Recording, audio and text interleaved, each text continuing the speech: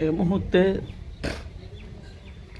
সবকথে বড় খবর, ভাই আপনারা জানেন যে 2011 থেকে 2025 পর্যন্ত যেভাবে মাননীয় মুখ্যমন্ত্রী মমতা ব্যানার্জি যেভাবে মানুষের পাশে থেকে যে কাজ করেছে, মুখ্যমন্ত্রী মমতা ব্যানার্জি অনেক তার প্রকল্প বাংলায়, কিন্তু ফুরফুরা শরীফের আপনারা জানেন আব্বাসের ভাই নওশাদ সিদ্দিকী, যিনি ভাঙড়ের এমএলএ বিধায়ক, অথচ ওনারই পরিবারের একজন ভাই, তার নাম হলো পীরজাদা কাসেম সিদ্দিকী ভাইজান।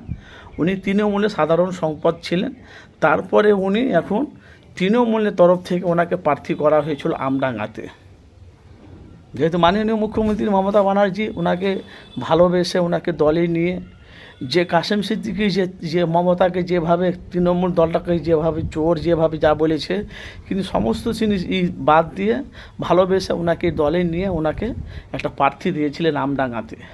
সে কাসেম সিদ্দিকী ভাইজান ওখানে প্রার্থী হওয়া মাত্রই ফুরফুরা শরীফে আপনারা জানেন যে কাসেম সিদ্দিকী ভাইজান তোহা সিদ্দিকীকে যেভাবে তোপ হুঁশিয়ারি দিয়েছিলেন আপনারা জানেন, তৃণমূলের এই মানে বিভিন্ন রকম কথাবার্তা বলেছিল।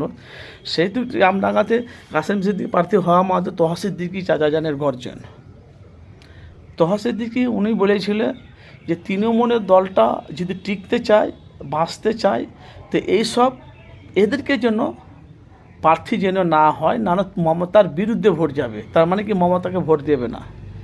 কিন্তু তোহা সিদ্দিকী চাচাজান যেটা বলে সেটা ঘটে, সেটাই হয়েছে। কিন্তু কাসেম সিদ্দিকী ভাইজান এখন অবধি কিন্তু কাউরির খারাপ কাজ করেনি রাজনীতির ময়দানে, আমরা দেখতে পাচ্ছি। তো সে মুখ্যমন্ত্রী মমতা ব্যানার্জি উনি তার দল, এখন তো কাসেম সিদ্দিকী ভাইজান ওনাকে সমর্থন করছে, সমর্থনের সাথে চাচা নেই, চাচাকে নিয়ে কিছু বলবে না, চাচার সম্পর্কে উল্টাপাল্টা কথা নেই, মানে ভালোবেসে মহব্বত করে ভালোবাসছে কাকে, পীরজাদা তোহা সিদ্দিকী চাচাজানকে, ওই জন্য আমার চাচা হয়।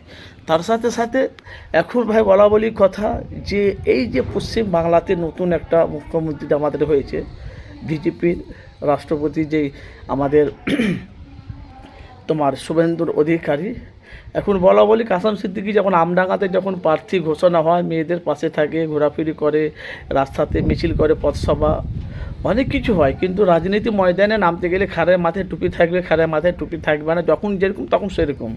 অনেক প্রশ্ন উঠে যে কাসেম নওশাদ সিদ্দিকী মাথায় টুপি কেনা খুলে না, এরকম ভিডিও ভাই অনেক আছে, অনেক রকম মানুষ তারা অনেক রকম তারা মতামত বলে, কিন্তু তোহা সিদ্দিকী চাচাজান কাসেম সিদ্দিকীকে দেখতে পারে না, বলা বলি কথা। আর কাসেম সিদ্দিকী কিন্তু এখন তোহা সিদ্দিকীকে সম্মান করছে, এখন দেখতে পাচ্ছি। এখন উনি হলো ওনারই ভাইপো কাসেম সিদ্দিকী, আমডাঙ্গায় বিধায়ক, এমএলএ বিধায়ক, নওশাদ সিদ্দিকী ভাঙড়ের এমএলএ বিধায়ক। তো দুটো পরিবারের দুই বিধায়ককে আপনারা কাকে সমর্থন করেন, কাকে কত নাম্বার দেবেন, আপনারা যে কমেন্ট বক্সে অবশ্যই মতামত জানাবেন, আপনারা কাকে কত নাম্বার দেবেন। কাসেম সিদ্দিকী ভাইজানকে আপনারা কতটা নাম্বার দেবেন। একই পরিবারের চাচাতো ভাই।